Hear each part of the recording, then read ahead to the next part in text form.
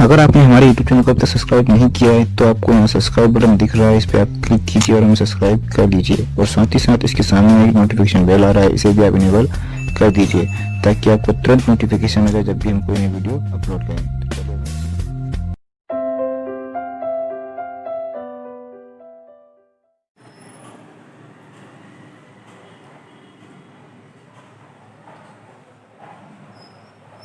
Hello बच्चों, welcome to graduation PSC academy. तो बच्चों कैसे हैं आप लोग? आई होप कि आप लोग सभी अच्छे होंगे और घर में मन लगा करके अपने विषय वस्तु की प्रिपरेशन कर रहे होंगे। तो बच्चों आज का जो हमारा टॉपिक है, आज की जो हमारी क्लास है, तो हमने जो लास्ट ईयर टॉपिक कवर किया था, हमने अपने इस चैनल पे मध्यकालीन भारत की शुरुआत कर दी है। यानी कि हिस्ट्री के जो कितने पार्ट होते हैं बच्चों? 3 पार्ट, एंशिएंट, मिडिवल और मॉडर्न। तो यहाँ पर हम मॉडर्न हिस्ट्री की मिडिवल हिस्ट्री की शुरुआत हमने कर दी है। तो बच्चों ये जो आज का हमारा जो लेक्चर है वह एमपी पुलिस में जो जीएस आएगा, ठीक, एमपीपीएससी प्री, एमपीपीएससी मेंस, इसके अलावा अदर जो भी एग्जाम होते हैं कॉम्पिटिटिव जिसमें जीएस आता है, उन सारे सब्जेक्टों के लिए बहुत ही इंपॉर्टेंट होने वाला है। इसलिए बच्चों आप हमारे इस वीडियो को अंत तक जरूर देखें और ये वीडियो आपको यदि पसंद आता है तो इस वीडियो को लाइक करें, कमेंट करें और जो बच्चे हमारे चैनल को सब्सक्राइब नहीं किया है तो सब बच्चे हमारे चैनल को सब्सक्राइब करें। चलो बच्चे स्टार्ट करते हैं। तो बच्चों आज का जो हमारा टॉपिक है अरबों की सिंध विजय। बच्चों लास्ट क्लास में हमने क्या कवर किया था? लास्ट क्लास का जो हमारा टॉपिक था बच्चों वो था इस्लाम धर्म, उसके बाद मुसलमानों के कर्तव्य।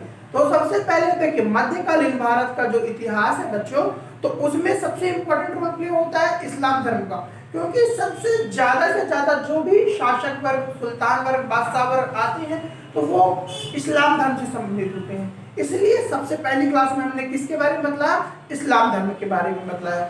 अब यदि आपको वो समझ में आया हुआ तो ये क्लास आराम से समझ में आएगी। यदि आपने वो क्लास हमारी नहीं देखी तो उस हमारे चैनल की प्लेलिस्ट में जाए, वहां पर एक मध्यकालीन इतिहास की प्लेलिस्ट बनी हुई है, उस पर जाकर के इस वीडियो को जरूर देखिए। ठीक है बच्चों, एक्चुअली क्या है वो माइंड मैपिंग है, ठीक, वो बेस है आपका। यदि आप वो क्लास देखते हैं तो ये क्लास आपको बहुत अच्छे से समझ में आएगी। ठीक है बच्चों, तो आज का हम टॉपिक स्टार्ट करते हैं, अरबों की सिंध विजय। बच्चों अरब जो है हमारा जो इंडिया है, ठीक है, इंडिया के पश्चिम में स्थित है। अब अपन को यह पहले सोचना है कि अरबों ने हमारे यहाँ आक्रमण किया क्यों, उनको पता कैसे चला, क्या प्रॉब्लम क्रिएट हुई?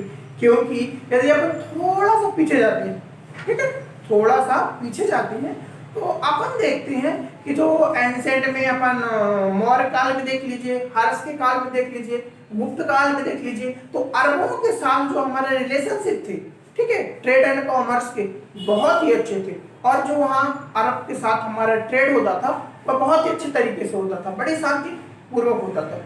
तो प्रॉब्लम क्रिएट होने जैसी कोई बात थी ही नहीं। लेकिन ऐसा क्या हो गया कि उन्होंने हमारे ऊपर आक्रमण कर दिया? क्योंकि भारत के बारे में उनको बहुत पहले से जानकारी थी। समझ रहे हैं बात को? भारत के बारे में पहले बहुत पहले से जानकारी थी, ठीक है, लेकिन पहले उन्होंने आक्रमण नहीं किया। समझ रहे हैं? पहले उन्होंने आक्रमण नहीं किया। 622 ईस्वी जब हिजरी संबंध बनता है, इस्लाम धर्म तो तभी बन गया था, लेकिन ये आगे 100 साल बाद 711 में क्यों कर रहे हैं आक्रमण? तो सोचने वाली बात आपको ये है, ठीक है, आप पहले क्या सोचिए आखिर हुआ क्यों। एक बात याद रखना बच्चों, हिस्ट्री पढ़ने का जो फिनोमेना होता है 3 शब्द रहते हैं, कब, क्यों और कैसे। यदि ये 3 वर्ड को आपने अच्छे से कर लिया तो आपके हिस्ट्री का जो जीएस है, ठीक है, आपको समझ में आ जाएगा। क्योंकि क्या होता है, किसी ना किसी भी कार्य की प्रति, ठीक, उस कार्य के होने का कारण जरूर होता है। बौद्ध धर्म का एक सिद्धांत है प्रतीत समुत्पाद। उन्होंने उस सिद्धांत में गौतम बुद्ध ने बताया है कि किसी भी घटना के, किसी भी कार्य को होने के पीछे कोई ना कोई कारण जरूर होता है। यदि हम उस कारण को ही खत्म कर दें तो वो कार्य ही नहीं होगा। समझ रहे हैं? समझ पा रहे हैं? तो मैं समझाने की कोशिश कर रहा हूँ। यदि हम कारण को ही खत्म कर दें तो कार्य संपन्न होगा ही नहीं। सपोज ये हमारा मार्कर जिससे हम पढ़ा रहे हैं, अब यदि हमारा मार्कर सपोज टूट जाए या फिर काम ही नहीं करना बंद कर दे तो आगे हम पढ़ा पाएंगे? नहीं पढ़ा पाएंगे। समझ पा रहे हैं? क्योंकि मेन तो इससे कारक में होना ना, मार्कर से अपना कार्य होना है। तो कार्य के होने के लिए सबसे इंपॉर्टेंट क्या होता है? कारण का। ठीक है बच्चों, तो यहाँ पर हम देखते हैं कि आखिर क्या हुआ। तो बच्चों जी आप लोगों ने मूवी आई थी last year, thugs of Hindustan, उसमें तो बताया है भारत के ठग्स के बारे में, बड़े बड़े ठग्स होते थे और कैसे क्या करते थे वो लोग, पूरे बड़े के बड़े जहाजों के क्या करते थे, लूट लिया करते थे, बहुत बड़े बड़े जहाजों को लूट लेते थे और उनसे बहुत सारा धन क्या थे अर्जन करते थे। ठीक है, तो वहाँ उसी प्रकार के ठग जो थे वो रियल की स्टोरी मूवी बनाई गई है। तो जो उसमें आमिर खान का रोल करता है ना, आमिर खान रोल करता है ठग का, वो बहुत इंपॉर्टेंट रोल है वहाँ पे। ठीक है, तो हमारे देश में पहले भी ऐसे ठग हुआ करते थे। तो अरब का और भारत का दोनों के बीच क्या होता था? ट्रेड होता था, ट्रेड होता था, व्यापार होता था। ठीक है, लेकिन एक बार क्या हुआ कि कुछ अरबी जहाज आ रहे थे, कुछ अरबी जहाज आ रहे थे, तो इसमें से क्या हुआ, ये ठग होते थे भारत के, इन्हीं ठगों ने मिलकर के उन जहाजों को लूट लिया, मतलब उन्हीं जहाजों को उन्होंने क्या लूट लिया। फिर जब उन्होंने उनसे बात करी कि हमारे इतना लॉस होगा, आप हमारा दे दीजिए, उन्होंने देने से मना कर दिया। अब जिन्होंने वो लूटा तो उन अरब के जो व्यापारी थे उनको यह जानकारी नहीं थी कि वो कौन, उन्होंने कहा कि भारत के लोगों ने लूटा। ठीक है, एक बार दो बार, बार बार ऐसा होने लगा। तो ऐसा होने के कारण उन्होंने क्या किया कि अब बोले कि अब यहाँ पे अब आक्रमण कर दिया। यह हमारे बच्चों तात्कालिक रीजन था।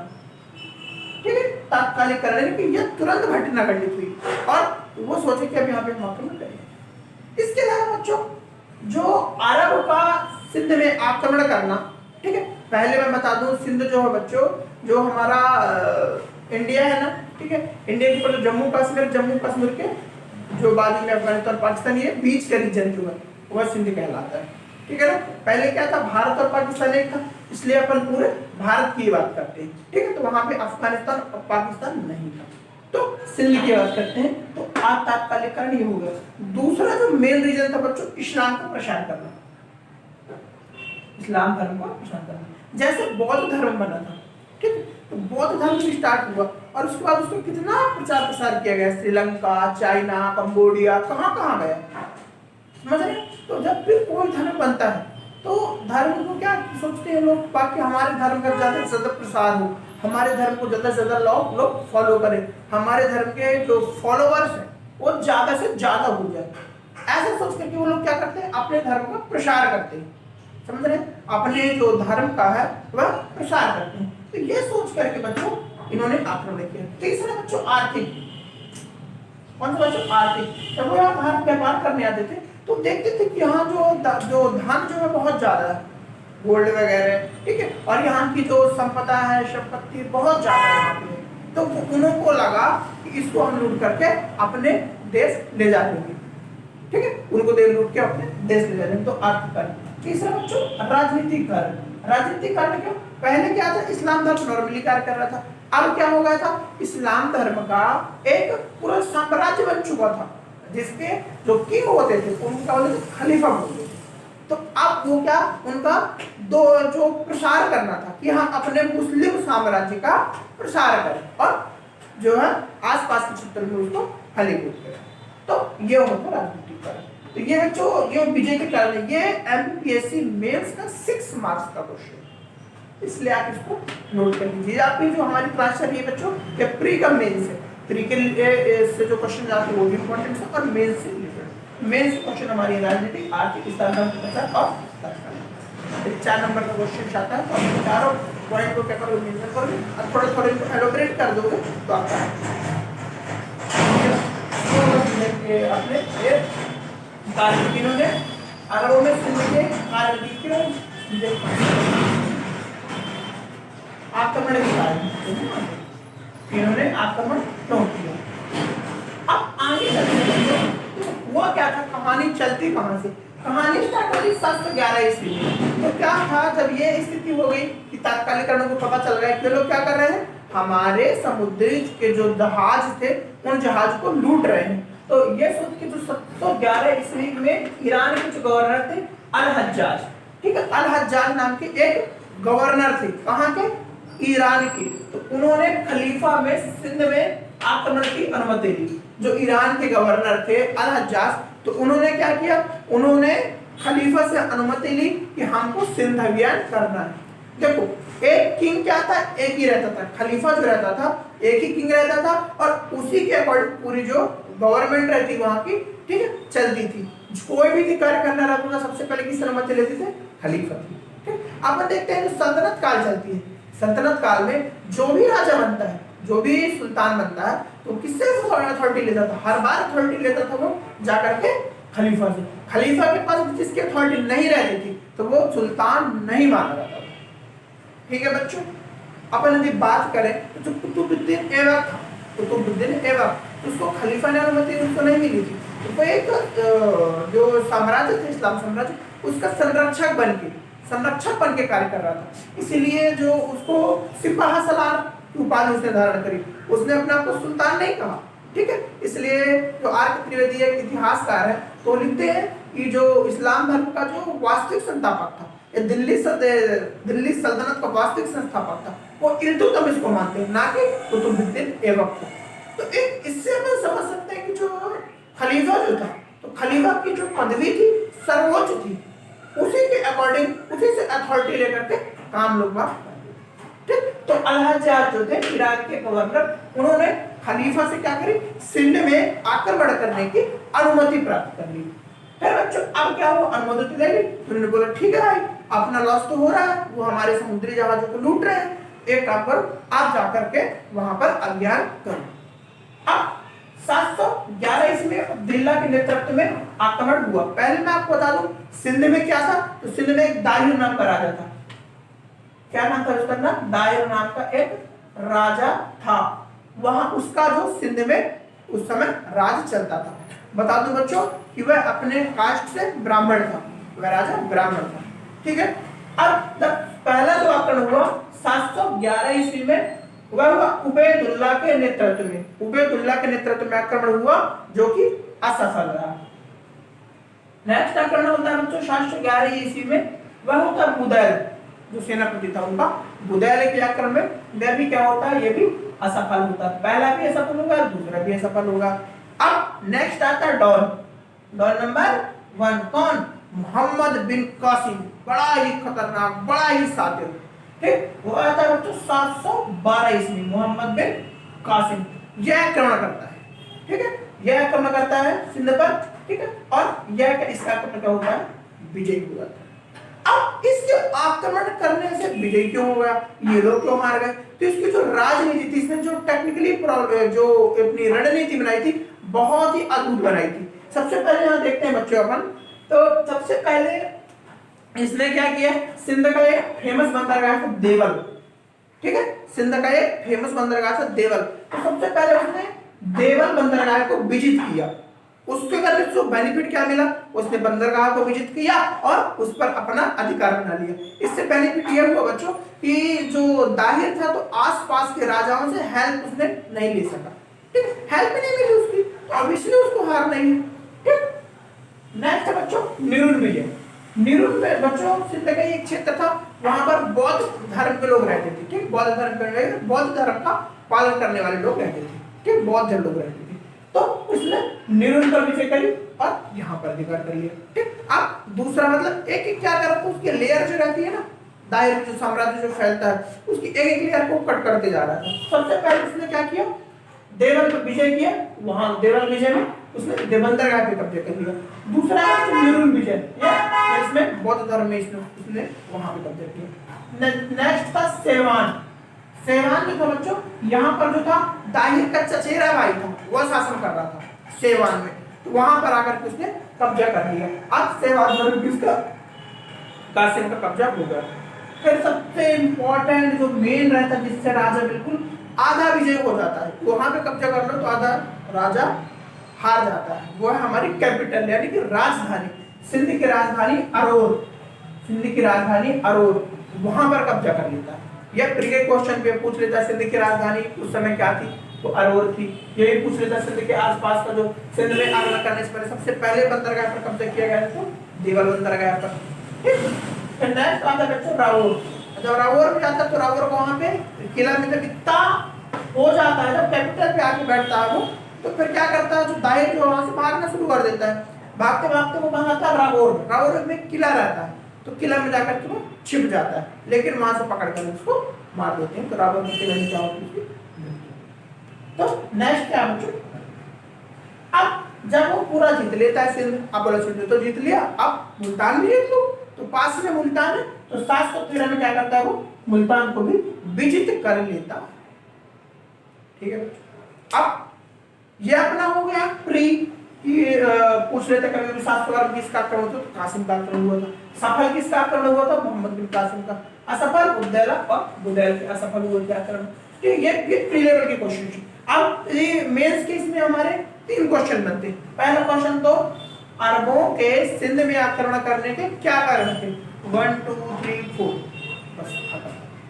ठीक, नेक्स्ट क्वेश्चन बनता है कि जब मोहम्मद बिन कासिम भारत में आक्रमण करता है तो उसके विजयों का क्रम क्या है, तो विजयों का क्रम यह है, देवर करता है, बेरुल फिर शेरवान फिर अनोर अरबों मिलता है। तो उसके विजयों का क्रम है, सबसे पहले यहाँ आता है, फिर यहाँ आता है, फिर यहाँ आता है। ठीक, अब एक नेक्स्ट इसमें इंपॉर्टेंट क्वेश्चन निकलता है बच्चों मेंस का कि अरबों के सिंध में विजय करने के क्या कारण थे, यानी कि उन्होंने विजय किया तो क्यों किया, इसके जो रीजन क्या थे। तो इसमें अपन बात करेंगे बच्चों कि इसके रीजन क्या थे। तो इसके रीजन बहुत इंपॉर्टेंट है, आप ध्यानपूर्वक सुनिए। ठीक है, सबसे जो पहला रीजन था, सबसे जो अरबों के सिंध विजय करने का जो पहला रीजन था, तो वह था बच्चों की जो साम्राज्य में क्या था, एकता नहीं थी। साम्राज्य में एकता की कमी। कई लोग क्या करते थे, उससे ना चिढ़ते थे, जाहिर से कई लोग क्या होता था, चिढ़ते थे, क्योंकि वह आसपास के जो क्षेत्र के लोग आते उनको मिलाकर के नहीं चलता था, हमेशा क्या करता था, वो हटकर चलता था, मिलाकर नहीं चलता था। इसलिए सबसे क्या, एकता की कमी, पहला एकता की कमी। दूसरा रीजन था बच्चों कि जो उसका जो साम्राज्य था, ठीक है, वह साम्राज्य को की जो सीमा थी उनको सही से क्या रेगुलेट नहीं कर पा रहा था, क्योंकि तात्कालिक रीजन क्या था, जो बंदरगाह था वहां पर उन्होंने कब्जा किया था, बंदरगाह पर तो उन्होंने कब्जा किया, उनके जहाज लूटे गए थे। अब यदि वो सीमा पर ध्यान देता, उनके बंदरगाह जहाज नहीं लूटे जाते तो आक्रमण होता नहीं। ठीक, नेक्स्ट क्या है, सीमाओं पर उसका ध्यान ना दिया जाना। यह क्या बच्चों बहुत इंपॉर्टेंट रहता है, सीमाओं पर ध्यान ना दिया जाना। ठीक है, इसके बाद बच्चों जनता का असंतुष्ट होना, जनता का असंतुष्ट होना। ठीक है, जो उसकी जो जनता थी वहां की बच्चों, वह असंतुष्ट थी, जैसा भी शासन करता था। ठीक है, लेकिन वहां की जो जनता है, कहा जाता है कि जनता बहुत उससे असंतुष्ट रहती थी। अब जनता को तुम कुछ नहीं रख पाओगे, यदि कोई आएगा मारने को मार दो, हमको तो फर्क नहीं पड़ता, हम तो खुशी नहीं है इससे। तो जनता का असंतुष्ट होना। चौथा बच्चों, आसपास के राजाओं पर विश्वासघात, उसके साथ विश्वासघात नहीं हुआ। ठीक है, क्यों, देखो क्या होता है कि जब यहाँ पे धीरे धीरे उनका जो सिक्का जो है बैठते जा रहा था अरबों का, तो कई राजा क्या थे, उससे जाकर के मिल गए थे और वो जाकर के ताहिर के अपोजिट लड़ रहे थे और ताहिर के बारे में जो खुफिया इंफॉर्मेशन है उनको प्रोवाइड करवा रहे थे, तो अब इसलिए उसका हारना तय था। नेक्स्ट है बच्चों बौद्धिस्ट। एक्चुअली कहा था ताहिर था ब्राह्मण, तो क्या करता था, बौद्ध लोग क्या रहते थे, हमेशा उससे असंतुष्ट रहते थे, क्योंकि ब्राह्मण था और ब्राह्मणवादी बातें करता था। ठीक है, बौद्धों को मतलब वो संरक्षण ज्यादा नहीं देता था, उत्तर में। तो बौद्धों क्या, बौद्धों को उससे असंतुष्ट होना, बौद्धों का असंतुष्ट होना। तो दाहिर के जो प्रांतपति थे, ठीक है, दाहिर के प्रांतपति और अधिकारियों, उनका दाहिर को सहयोग न मिलना, यानी कि जो सिंध पहले जैसे बताए थे अपन, सिंध यहाँ पर है, ठीक है, तो इसके आसपास के जो प्रांत है, ये प्रांत, ये प्रांत, ये प्रांत, तो इनका क्या हुआ था, दाहिर को सहयोग नहीं मिला था, इन लोगों ने दाहिर का सहयोग नहीं दिया था, जिससे क्या हुआ, दाहिर कमजोर हो गया। नेक्स्ट दाहिर कमजोर थे ना, क्या रहता था, जो अरबी लोग रहते हैं, अरबी लोग को देखिए अच्छे हट्टे कट्टे रहते हैं, देखो ना पठान लोगों को अच्छे खासे मोटे ताजे रहते हैं, फिर मीट वगैरह खाते हैं, तो उनकी पावर भी साथ ताकत नहीं थी। अब एक यहाँ के वहाँ जो दाहिर में क्या था, ब्राह्मण था, वो ब्राह्मणवादी थे और सेना भी उसकी कमजोर थी, दाहिर की कमजोर सेना थी, इसलिए भी ये रीजन भी तो अपन डाल सकते हैं दाहिर की कमजोर सेना। दाहिर की कमजोर से। नेक्स्ट एक बच्चों की अरबों के आक्रमण के प्रति गंभीर न होना, अरबों के आक्रमण के प्रति गंभीर न होना। क्या था बच्चों कि जब मोहम्मद बिन कासिम आक्रमण कर रहा था, सबसे पहले उसने देवलगी को विजय किया, क्लियर। तो क्या धीरे धीरे जैसे आक्रमण करते जा रहा था ना, वो जो दाहिर था तो इतना उसके प्रति गंभीर नहीं था, बोला अरे वो तो ऐसा ही है, आया है चला जाएगा। जैसे दो लोग को हरा चुका था तो उसको थोड़ा सा एटीट्यूड था कि अरे वो दो लोग तो हारे चुके, वो भी हार जाएगा, कौन सी बड़ी बात है। तो उसको मतलब ऐसा था कि उसको ये नहीं लग रहा था कि मतलब ये हमको मार के चला जाएगा, उसको बिल्कुल भी ट्रस्ट नहीं था। इसलिए क्या हुआ बच्चों, जब उसको ट्रस्ट ही नहीं था कि वो मर जाएगा, तो उसने क्या किया, जैसे देवल पे आया, देवल पे करते जब आक्रमण करता कहाँ पे, और पे राजधानी पे, तब उसको लगता है कि अरे ये तो यहाँ तक पहुंच गया, तब यहाँ से भागता है रावण में उसकी मृत्यु होती है। यदि दाहिर क्या करता, दाहिर का जो काम करने का तरीका था, यदि यहाँ पे देवल जो था, देवल विजय जो उसने करी थी, देवल विजय में जब आया था तो देवल के बंदरगाह पर भी वहीं पर उसको खत्म कर देता, तो कहानी जो थी आगे नहीं बढ़ती, क्योंकि यहीं पे वो मर जाता देवल बंदरगाह पर, और यहीं पर उसको निपटा देता तो आगे वो आता ही नहीं, यहीं पे उसको असफल कर देता। ठीक, क्योंकि देखो क्या रहता है, कोई भी राजा यदि अपने सीमाओं को अच्छे तरीके से रखता है, सुरक्षित रखता है, तो अपने राज्य को पूरी तरीके से सुरक्षित रख सकता है। लेकिन हमारे राज्य की यदि सीमाएं सुरक्षित नहीं है तो हमारा पूरा राज्य सुरक्षित रहता है। ठीक है, अपना जो भारत है, इंडिया में अपन क्या करते हैं, इंडिया के जो यहाँ पे आप देखिए पाकिस्तान वाले यहाँ पर भी अपने क्या रहते हैं, सोल्जर्स रहते हैं, ये चाइना वाला जो रीजन है अपना नेपाल वाला, यहाँ पर भी सोल्जर्स रहते हैं। ठीक है ना, अपने तो पूरा वो सी है, समुद्र है, उसमें कोई प्रॉब्लम होती नहीं। ठीक है ना, तो अपन को क्या करना चाहिए, अपने जो बॉर्डर्स होते हैं, बॉर्डर को वहां सेफ रखना चाहिए, वहां पे अपने को सोल्जर्स रखना चाहिए। और दाहिर की गलती क्या थी, वह बॉर्डर पे सेना को तैनात ढंग से नहीं करता था, ना ही उनके प्रति गंभीर हो जाता, इसलिए वो हारा। तो मेन से कितने क्वेश्चन बच्चों, 3 क्वेश्चन, आक्रमण के कारण, विजय के कारण और उनके विजय का क्रम। ठीक, और पूरे के जितने भी नीति जो इसके फैक्ट निकल के आ रहे हैं वो पूरे का ही बच्चों जो मैं आपको बीच में बोलते गया हूँ। अब आपको करना क्या है, इस वीडियो को, इसको तो आप स्क्रीनशॉट एक बार ले लो,